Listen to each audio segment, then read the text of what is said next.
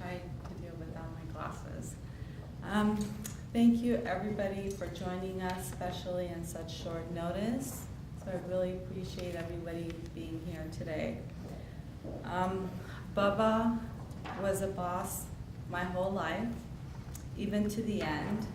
He picked out everything that's happening today, so I'm just following directions. He picked out his eternal resting place, even the size of his headstone, giving me lots of room to write many nice things about him to last all eternity.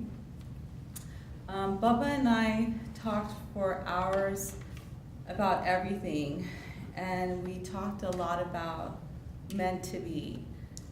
We both knew that his journey back to the US and to Half Moon Bay was our blessing, and it was meant to be. He decided to make Half Moon Bay his final resting place. It was meant to be. Bubba wanted to be close to his family and especially his grandchildren. He wanted a place where he would get lots of visitors, and after he picked out his burial spot, he told me, he said, "Don't worry, it's close to the parking lot, not too far for you to walk." So eternity was really important to Bubba. He cared a lot about the future, not only the future of his own children, but his family members, his kids, his neighbors' kids, etc. He had opinions on world politics, and he could spend hours talking about the history of the world.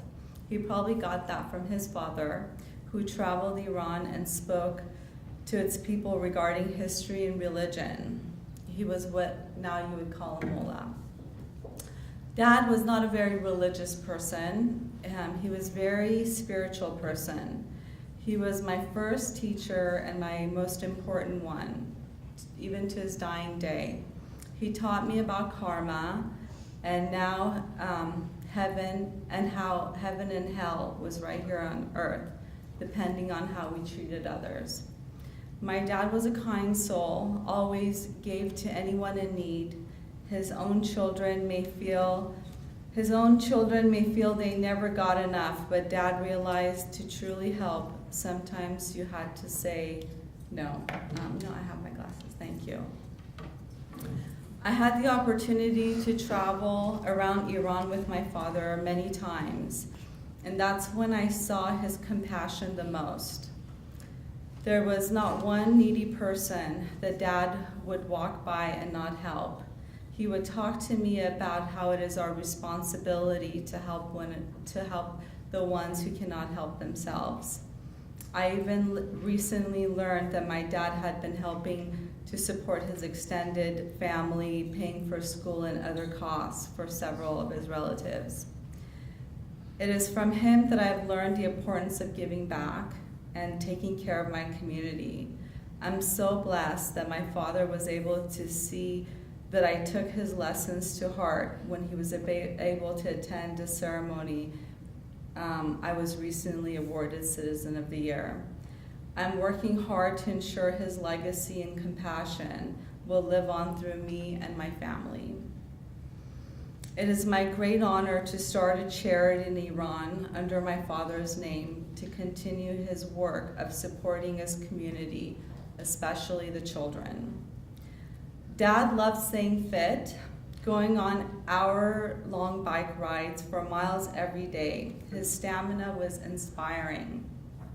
Dad also loved gardening, but unfortunately, neither of those traits were passed down to me.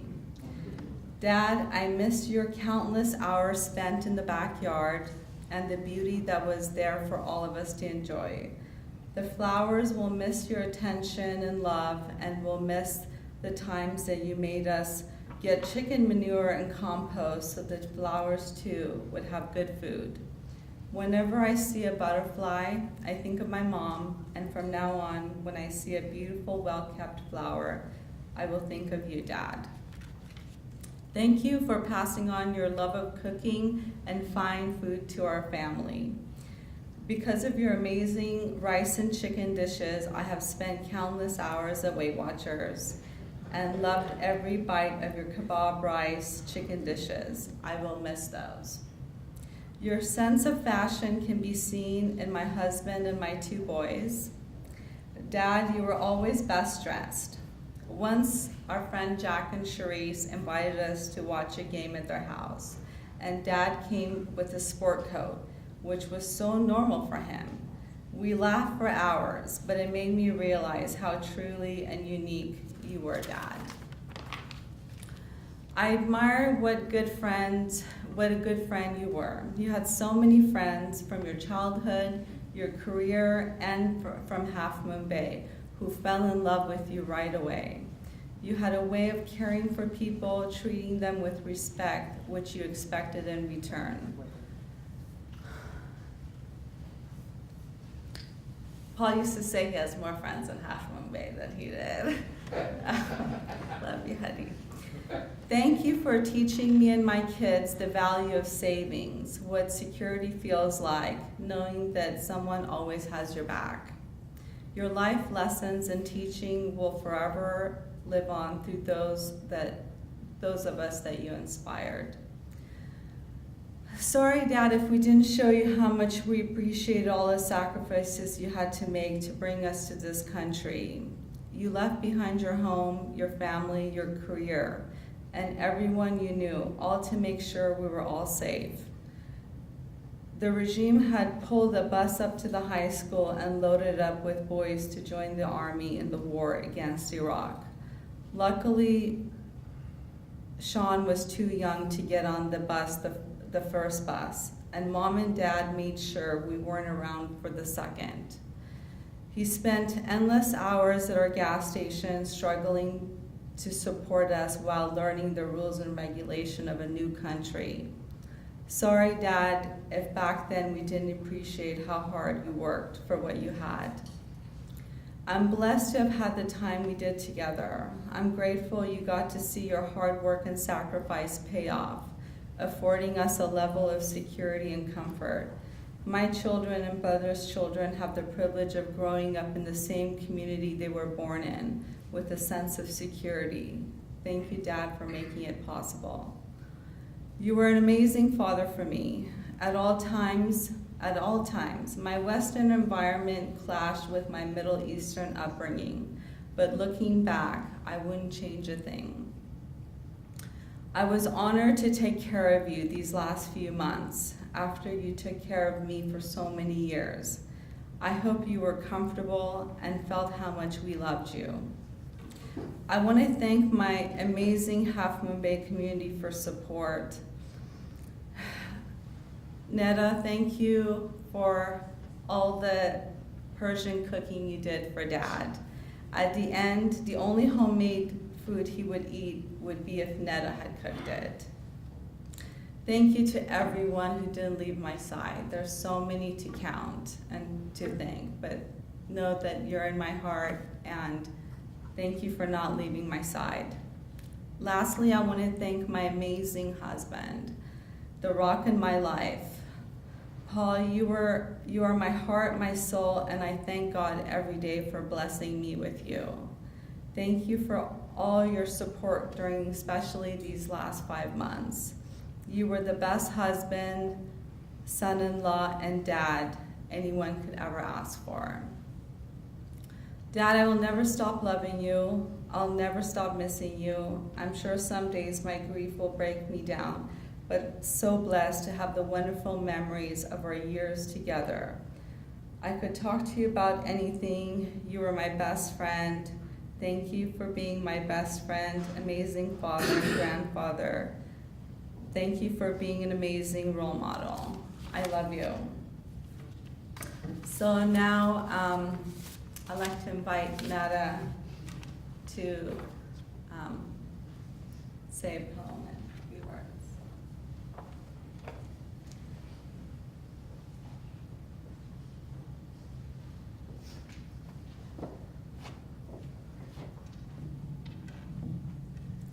Good morning, everyone. Good morning.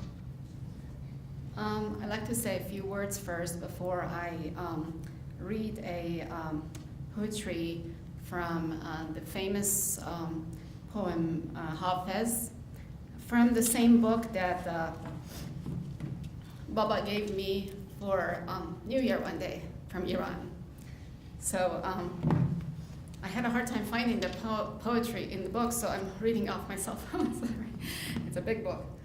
But I was fortunate enough to know this wonderful family, Shahrzad and her wonderful family, for the last about 6 years, I think.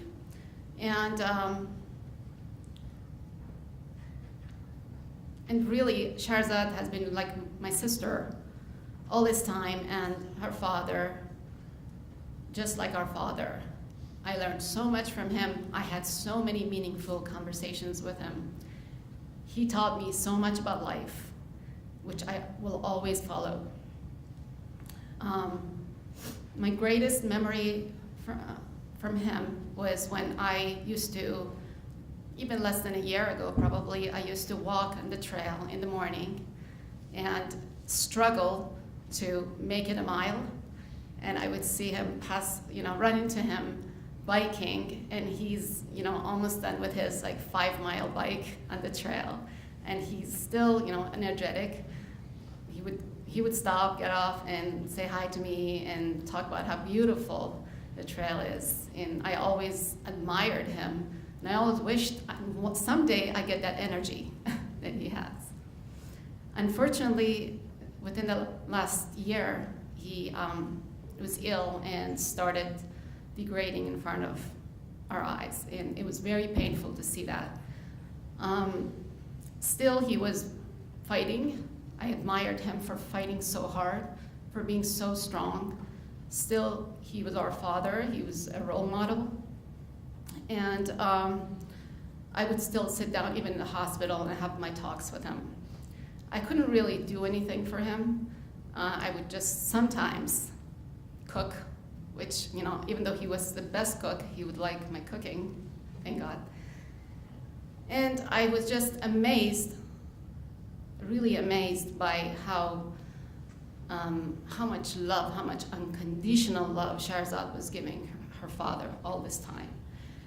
How much endurance you had. I really, really admire you. And you're a role model for all of us.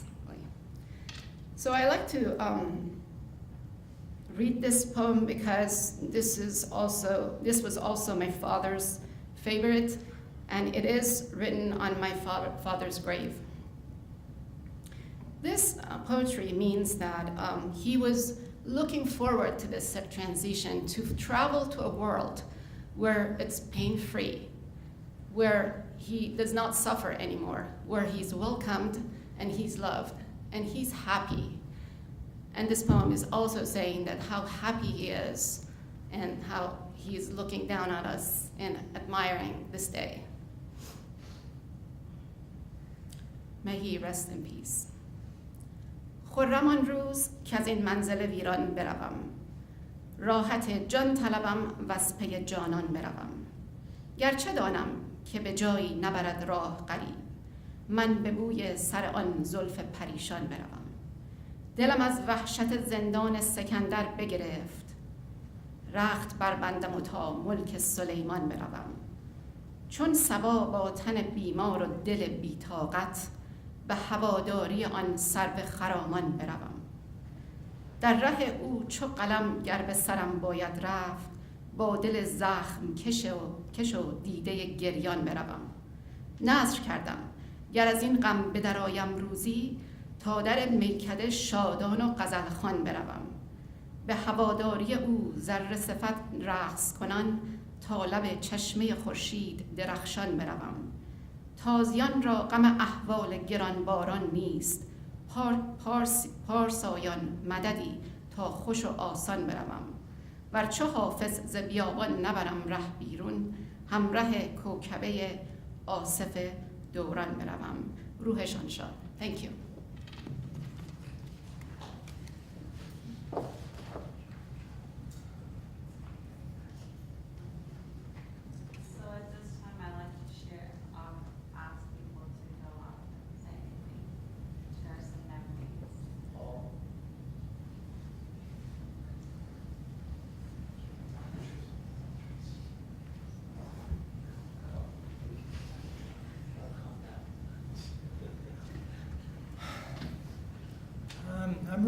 going to miss him. I really admired him.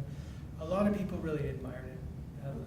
He had, like she said, he had a lot of these friends, these Persian guys come over all the time, which reminds me of a joke. The most unbelievable part of the Bible is it's an adult man with 12 close friends. And all these guys would come over and visit all the time. It was impressive. Everybody really liked him.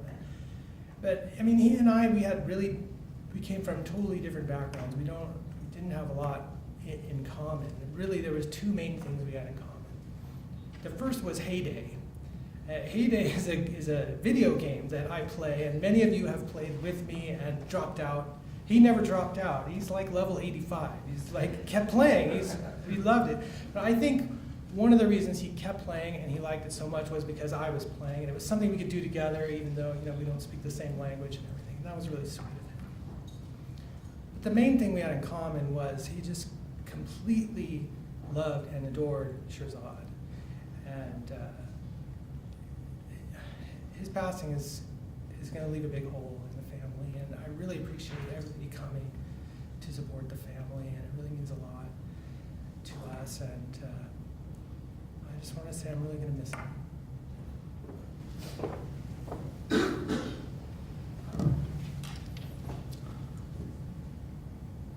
I don't know. I wasn't ready to talk, but I feel it's important.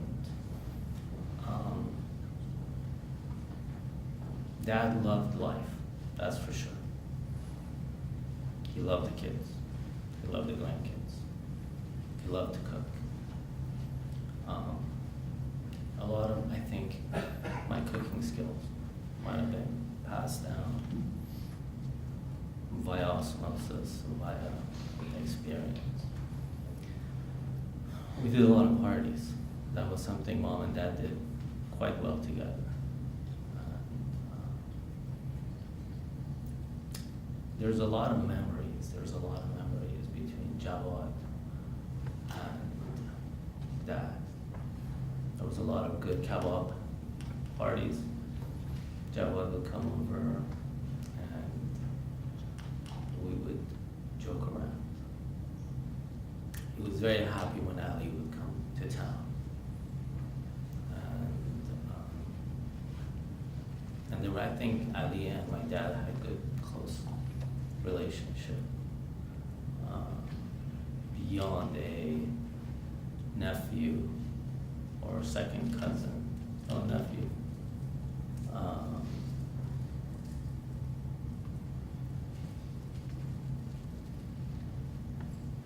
We traveled, he enjoyed the trips we did, growing up.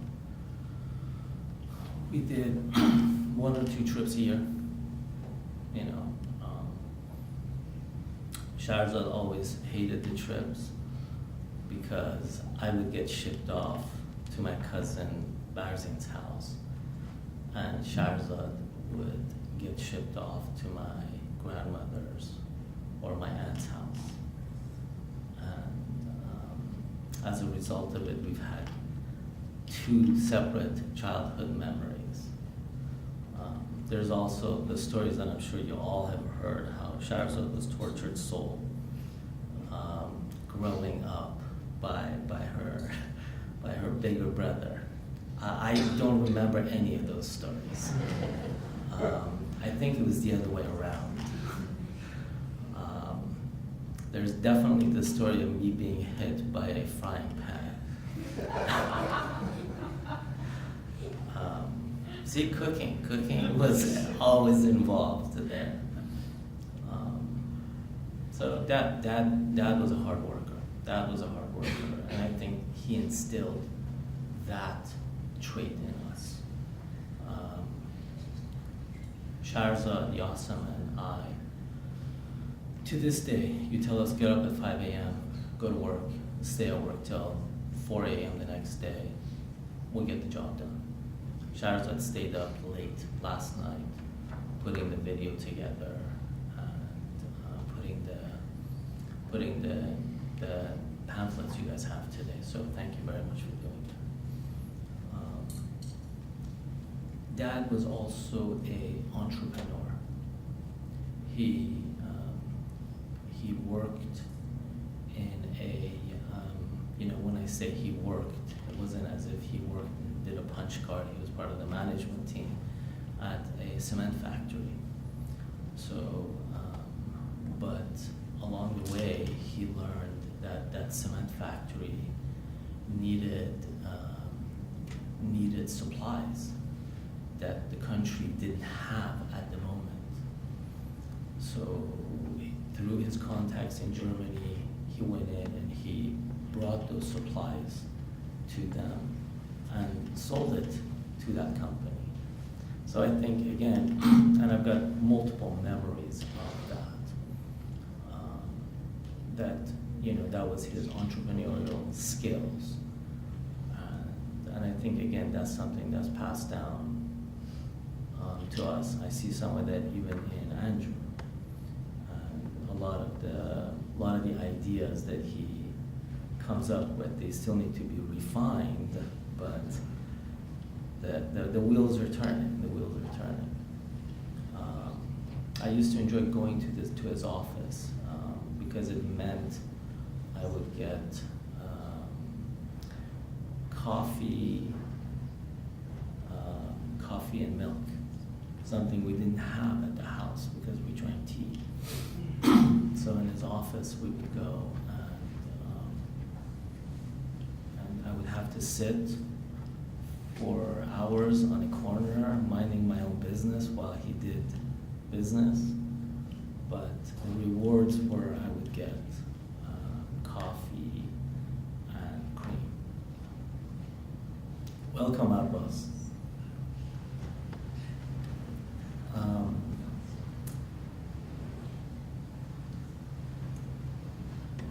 Later on, and along the way, when we moved from Mashhad to Tehran,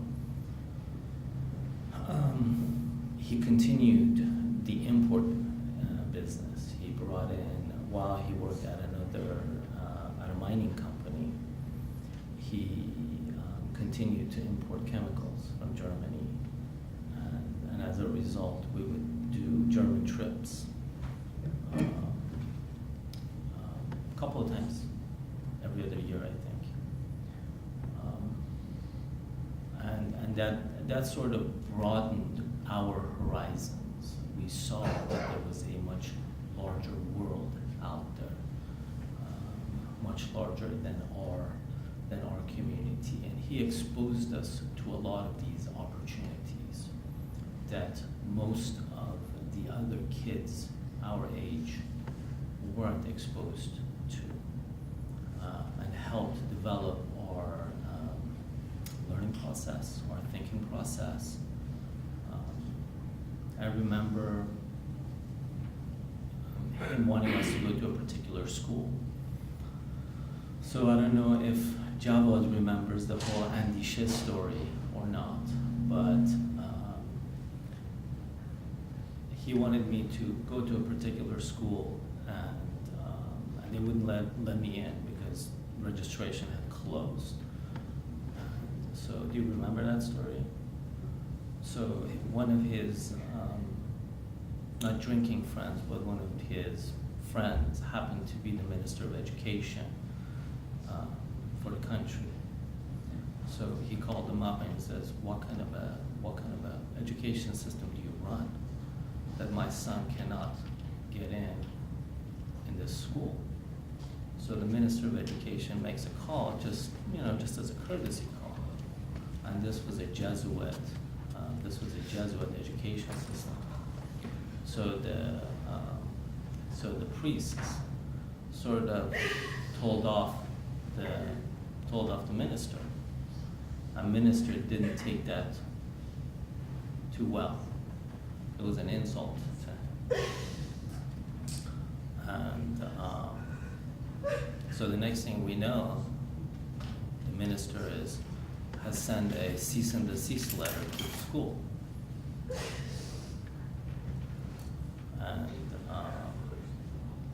And next thing I know, within a matter of a few days, I was enrolled in the school.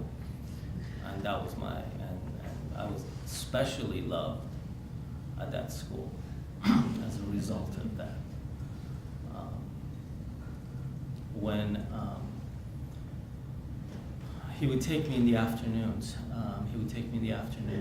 To go to work with him because in Iran he worked first part of the day at the office, and then he would do his side business in the afternoons or in the evenings. So I would spend a lot of time with him in that arena, and I think as a result of that, I'm grateful. I'm a much more seasoned individual, because I think my training in business started at a very young age, as I'm trying to enforce that into Dariush and Sirus for their stuff. But we, as you can see, as I stand here, he provided a great life for us. He brought us out of that country into U.S. and he provided stability. He provided love, and he trained us as what productive and good citizens we can be and we should be. Provide lending hand where you can, and provide love at all times. So, thank you.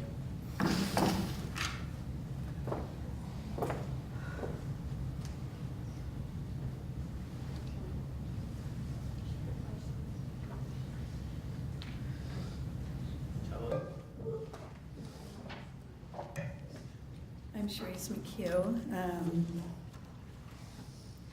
The first word that comes to mind when you think of Hossein, I didn't call him Baba, I called him Hossein. First thing that comes to mind, probably for many of you, is gentleman. He was such a gentleman, and he was very interesting to talk to, many conversations, politics, finance with my husband.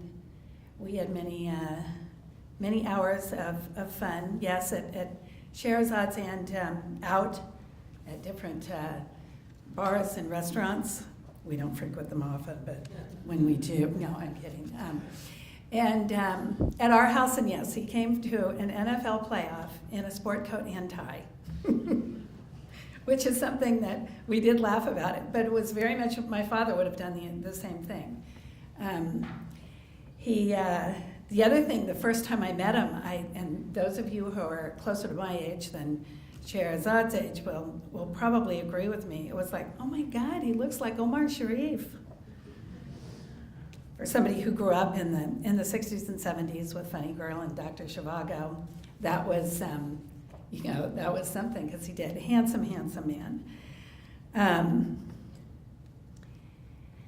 We had many happy times with him, with barbecues and other events. One of them was the annual dinner in January. He came into my office in early January, and I was presenting Scheherazade with the Citizen of the Year award on the 25th of January, and I thought, oh my God, he's not going to make it. I didn't think he was going to make it. And when he came back in November, I didn't think he would. I was worried that he would make Christmas. I think the last 5 months was such a gift to all of you and to all of us. And to have him here, where he could be with his family, and he could go to that and see you get that gift, that award. And Paul, you're right, with all the pictures and all the Half Moon Bay people up there, I think he knew more people than I do. Everybody loved him. When Hossein would go to Iran, he would always bring me pistachios. And I don't mean pistachios, I mean pistachios in a huge bag. I still have some because I hoard them and save them. I thought I loved pistachios growing up as a kid, but those were California pistachios, which are pretty darn good. But the red Iranian pistachios, they're amazing. When I came to visit him in the hospital last Tuesday, Scheherazade promised him that when she goes to Iran, she would bring back pistachios for him to me. I took him pistachio ice cream. It ended up that it was the last thing he had. And I think all of you that know him will agree with me. He would get this twinkle in his eye. He had a really cute twinkle in his eye when he was talking to you, when it was something that he brought up that he was interested in, and he sat there with his knees up in the bed, and his throat was really parched, and his lips were dry. And I scooped up some ice cream for him, and he sat there and was eating the ice cream, and you could see that it felt really good to him, but that twinkle was there in his eye, that he was really enjoying that. We will miss him. I thank all of you. Tabatabai, right? Did I get it? I've been trying to learn that for like the last 10 years, right? And the Panteras for sharing him with us. And we are so grateful that he spent so much time in the States and in Half Moon Bay, because otherwise we wouldn't have been able to share part of his life with them. Thank you.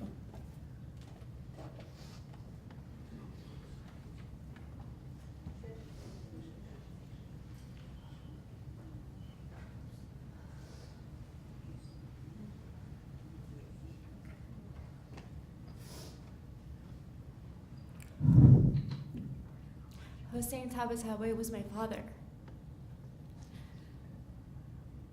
I'm the youngest of the three. And he lives through me. His DNA is all through me, and I'm going to continue to live for him. My father taught me a lot about business. He would let me go to the gas station and talk to strangers and get money and put gas in their cars. He would take me to his Ryder truck rentals, and he would let me drive big 24-foot trucks when I was just little. He taught me how to drive a stick shift. My father was gone a lot, but when I saw him, it was as if like nothing had ever changed. I always brought a big smile to his face. And I'm really grateful for the memories that I had with him. I would talk to him every night on the phone. He held my hand really tight his last final days. And I'm just gonna cherish every moment and every memory, and just know that I'm his blood and that he lives through me. Thank you for being here today for my family.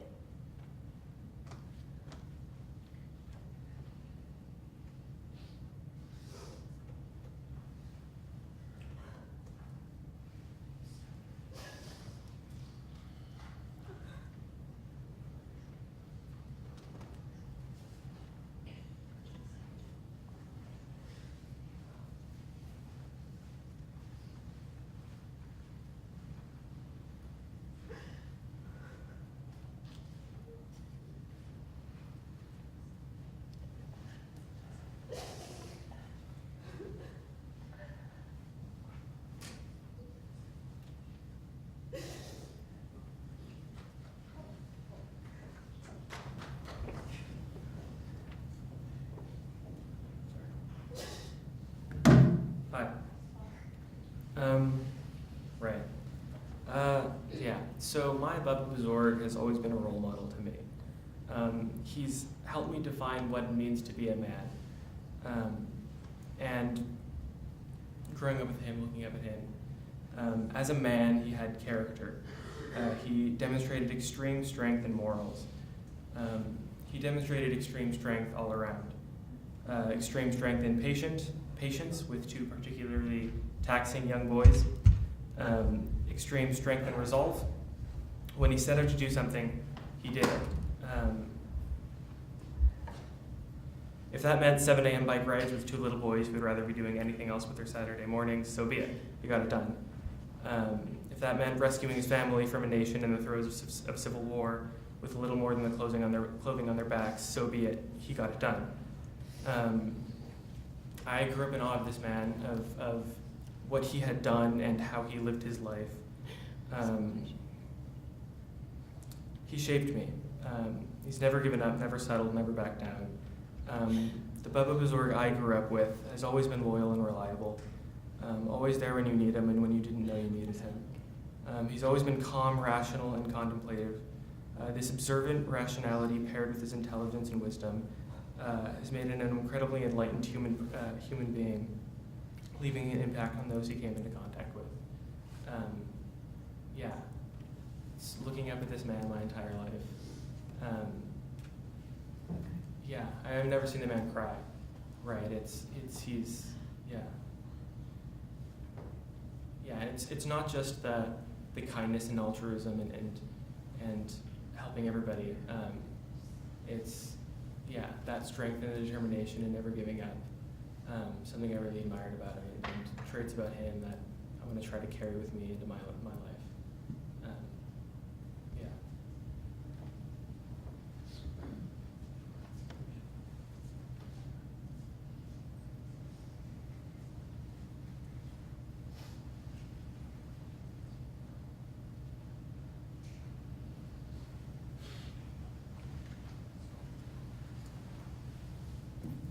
I'd just like to share a short example of his sense of humor. We were at a gift-giving Mother's Day at Sherazade and Paul's, and my mother was there, and as she was opening gifts, my mother hated frogs, as some people hate spiders or snakes. Her thing was she hated frogs. So we would always give her little jokey frog things, like little squeaky frogs or silly little frog statues. And Hossein was saying, "Why are you giving her that stuff?" And we said, "Well, because she hates it, so we give her these jokes." He said, "You should have told him you hated diamonds."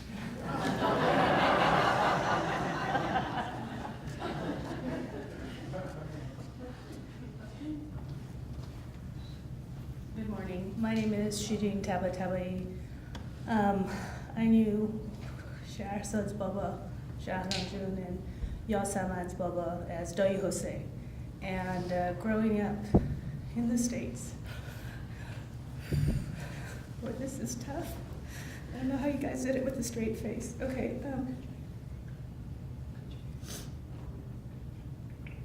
So growing up, Dai Hossein would come to our house just about it seemed like every weekend, sometimes with Yasaman, sometimes with the other children. But mostly I remember with Yasaman. The other times I was too young to have too many memories. He was a great man, always formal, always dressed nice. As my brother said, once you get a couple drinks in him, he's a pretty funny guy. I'm grateful for the memories. It'll be a big loss. It's definitely, I can feel it already. And I just wanted to thank Shahrazad for putting in the effort to bring him back, to lay his resting place here with his family. I think that's very important. And home is pretty much where your kids are, no matter what country you're in. So I wanted my dad to speak, and I'm going to invite him to come up and say a few words, possibly in Farsi. So I'm going to put him on the spot. I did too. Thank you.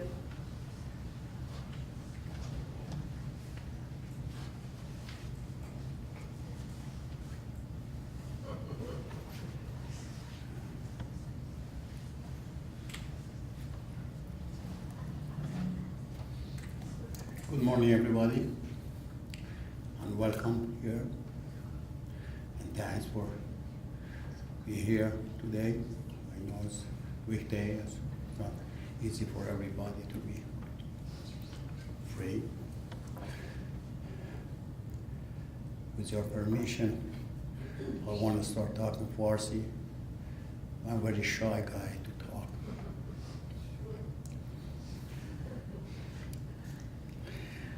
With this heavy accent, and I want to ask, please,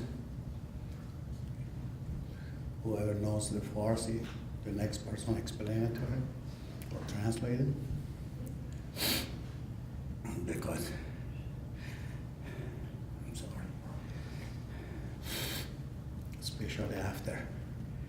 hear someone talk. I cannot really talk easy. Anyway, with your permission, I want to talk Farsi. اسم من جواده، پسر دوم خواهر بزرگ مرحوم دایی من. دایی من با مادر من حدود 12 سال اختلاف سن داشتن. وقتی مادر من ازدواج میکنه و پدرم میخواد بیارتش تهران، مادرم حاضر نمیشه بیاد، میگه به شرطی که حسین رو ببریم با خودمون، چون اون موقع دایی کوچیکه نبوده و بچه کوچیک خانواده بوده دایی حسین. قبول میکنه و این دایی با مادر من شاید 4-5 سال زندگی میکنه تا موقعی که قرار بوده بره مدرسه که میفرستن پلوی مادر بزرگ و پدر بزرگ. به همین علت این خواهر و برادر انس مخصوصی نسبت به هم داشتن. مادر من عجیب به دایی حسین علاقه‌مند بود، البته به 2 برادر دیگه هم علاقه‌مند بود، ولی اسپیشالتیش دایی حسین بود. به همین خاطر وقتی اونا کلوزتر بودن، ما هم نسبت به 2 دایی دیگه البته احترام خاصی برای هر 2 دایی قائل بودیم و هستیم. خدا نگرشون داره برامون. ولی این دایی بیشتر رفت آمد داشتیم، ولی مخصوصا این که زمانی که من می‌خواستم بیام امریکا، تقریبا اوایل 1976 بود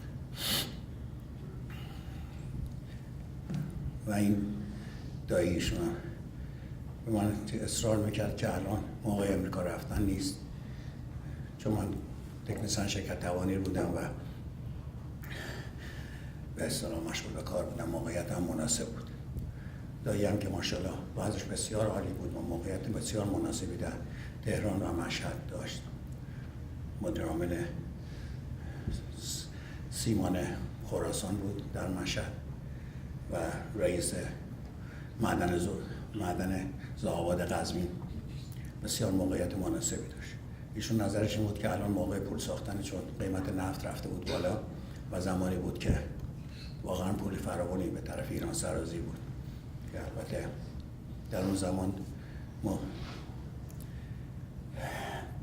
دولت تصمیم گرفت که اکثر پولها رو وارد مملکت نکنه به خاطر اینفلیشن، که البته بعد تهمت در اومد که آقا شاه پنم رو خریده برای خودش و شاه نمیدونم فلان کمپانی آلمانی رو خریده، که بعدا به الحمدلله جمهوری اسلامی همه چیز در اختیارشون قرار گرفت. اون کسایی که خدا چه کار کردن خدا میدونه. در هر صورت اون تا 6 ماه اومدن رو به امریکا عقب انداختم، ولی بالاخره بعد از 6 ماه اومد و چقدر خوب شد، چون حدود 2 سال از این جریان گذشته بود که برنامه انقلاب شد و دایی متاسفانه به خاطر همونطور که شهزاد جان گفت به خاطر موقعیت شهرام نمیخواست در ایران بمونه که با همون برنامه جنگ و اینا که پیش اومد. خلاصه ایشون من نامه نوشت که یا چون میخواستن اول ما هست به اصطلاح استودنت ویزا بیان که براش چیز بفرستن، I-20 از کالج بفرستن. البته به دردشون نخورده، بعد تقریبا بیزنس ویزایشون اومد و واقعا در اینجا سخت کار کرد. در واتسونویل زندگی میکردم، نمیدونم شما چقدر از اونجا یادتونه، ولی خب من با اینکه در ساکرامنتو بودم خیلی در رفت آمد بودم، با این دایی خیلی کلوز بودیم. خلاصه وقتی میرفتم و موقعیت دایی رو میدیدم، چون ایشون معمولا یا مدیر عامل بودش یا رئیس فلان جا بود، کار فیزیکی به اون صورت نمیکرد، ولی واقعا برام تعجب آور بود برای اینکه بتونه فامیل رو نگه داره و زندگی بهتری برای که داشت. الحمدلله بعدش هم خوب بود، بد نبود. چطور سخت کار میکرد و چطور سخت به فامیلیش دل بسته بود. در هر صورت واقعا خاطرات بسیار خوشی از این دایی دارم. خدا رحمتش کنه. امیدوارم که در آینده بتونیم باز با این دختر دایی جان ها و پسر دایی جان و بچه هاشون رابطه داشته باشیم و رابطه‌مون به خاطر نبودن دایی قطع نشه. بیشتر با هم باشیم و بیشتر با هم دیگه آشنایی داشته باشیم. خیلی ممنونم. بازم عذر میخوام از اینکه من تنگ نفس بسیار شدیدی دارم، مخصوصا وقتی که یک حالت غیر عادی برام تنگ. اون هم گفتم بدون آدم خجالتی هستم برای صحبت کردن. با اینکه بابای من خطیب بسیار خوبی بوده در ایران، ولی من نه تنها خطیب خوبی نیستم، اسپیکر بسیار بدی هستم. خدا نگهدار همتون باشه. ممنونم.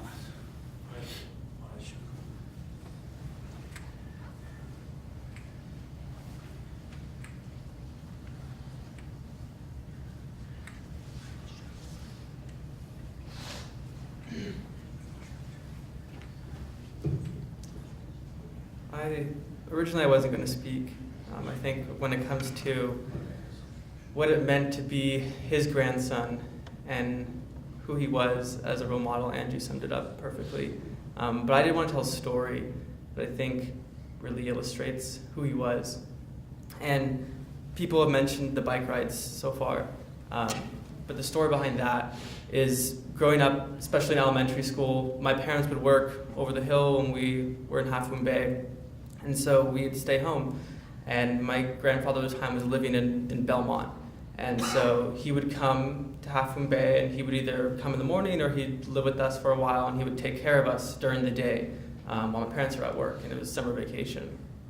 And when he would come, there were two things we would do. We would either go back to Belmont to his apartment complex and spend all day in the sun at the pool, and we'd just play in the pool, and he'd have his friends and eat and talk and have fun. Or he would bang on our door at 7 a.m. and we'd get on a bike and go biking on the trail for hours. And every morning we didn't know which day it was. And we learned a lot from that. He would tell us that you don't expect it to be easy and don't expect it to be hard, expect it to be what it is and learn how to deal with it. And I think that that is an incredibly valuable lesson that I took away from that bike riding experience. Because when we would go riding, we would be the ones to complain, not him. We'd be the ones, please, can we go back? And he'd be like, 5 more miles. And we're like, 5 more miles? And we would just go and go and go. And to be 10 years old and see this 75-year-old man who's making you look like you're the 75-year-old man, growing up under that was really inspiring. And to the day he died, he was like that. And up until his last visit to the hospital, he was still going on those bike rides. And eventually got to the point where, very so typical way of raising, he would say, once we got to an age, he'd say, it's your time to make the decision whether or not you want to go on the bike ride. And we said no. We said, screw that, we're not going to go on the bike rides anymore. And I regret that a lot. I learned a lot from those rides. I learned a lot about him and a lot about life, and a lot about not expecting it to be hard, and not expecting it to be easy, but expecting it to be what it is and make the most of it and do your best. So thank you everyone for coming out today. I know it would have meant a lot to him. I have one story. I remember he would talk about in pictures he didn't like to smile because he would say only crazy people smile. Thought that was fun. I smile a lot, so. Hello, good morning. I'm his nephew, and I'm 57 years old. I have, my memories are in 3 different phases of my life. Their age, those boys, your age, and as an adult. So I had the chance to interact with him from the eyes of a little boy to a young man and middle-aged guy. what has been constant for me is we've always looked up to him.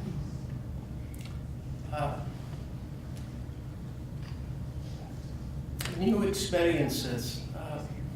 I remember 89 years old. I had the chance to spend a few days in Tehran at their house. It was summertime. I had never been to a tennis club before. First time.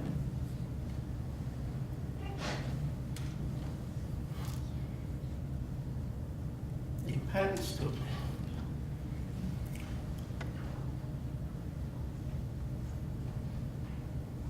What you guys didn't know, you paid for my first car.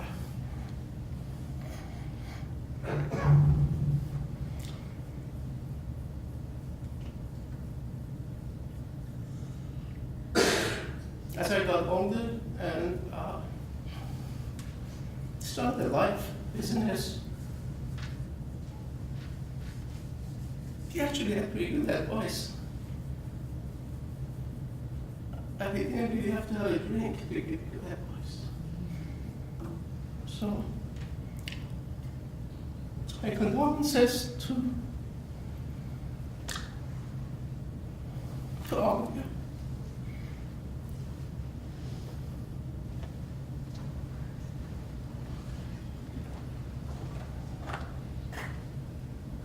Thank you so much for all the stories. It really, knowing that we don't grieve alone really helps us. And Bubba really loved all of you, and I know everybody has a special memory with him, and I love it. So we're gonna have a celebration of life. Planning it on May 9th. I'll let you know. My uncle's coming from Iran, and he's gonna be here May 8th. And this is my dad's older brother. And when my dad got ill in Iran, and I, got the call, and so next day I was on the plane. This uncle and my cousin, Arzu, Ali's father and sister, didn't leave my side once. And it was really because of their support that I was able to get my dad out of the hospital and bring him back to America. So I thought it would be really fitting to have the celebration of life when my uncle is here, and do it on the coastal trail around sunset. He loved Miramar. He loved where the Dynamite Society is. And so hopefully we'll have a sunset celebration there for him. But after the burial, you're all welcome to my home. We'll have, thank you, Sandra, for helping me with the food, just small bites and tea, coffee. Please feel free to come over, but I'll let everybody know about the details of the celebration of life. It will be, life will be May 9th. So I'll get some time.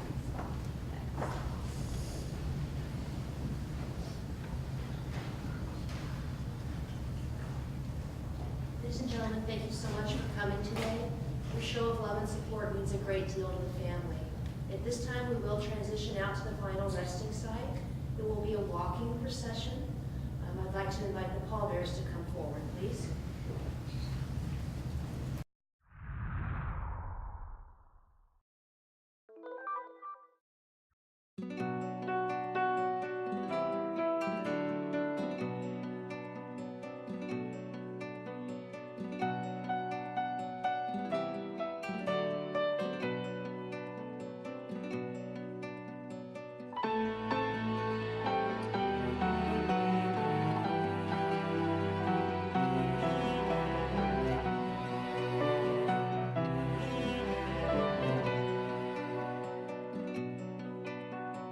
دنیای این روزای من هم قد چند پوشم شده، انقدر دورم از تو که دنیا فراموشم شده.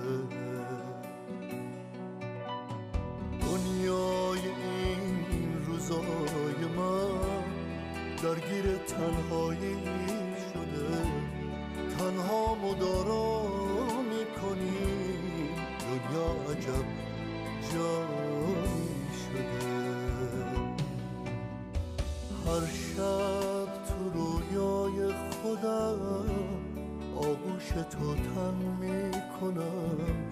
آینده این خونه رو با شب روشن میکنم.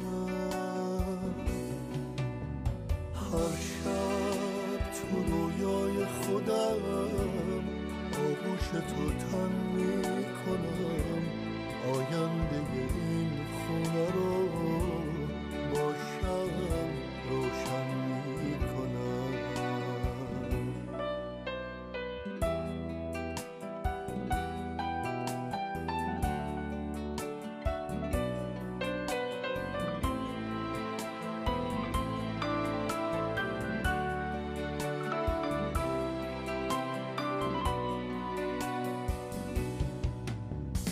در حسرت فردای تو تقویممو پر میکنم. هر روز این تنهایی و فردا تصور میکنم. هم سنگ این روزای من حتی شبم تاریک نیست. اینجا به جز دوری تو چیزی به من نزدیک نیست. هر شب تو رویای خودم آغوش تو تن میکنم. آینده این خونه رو با شب روشن میکنم. هر شب تو رویای خودم آغوش تو تن میکنم. آینده این خونه رو با شب روشن میکنم.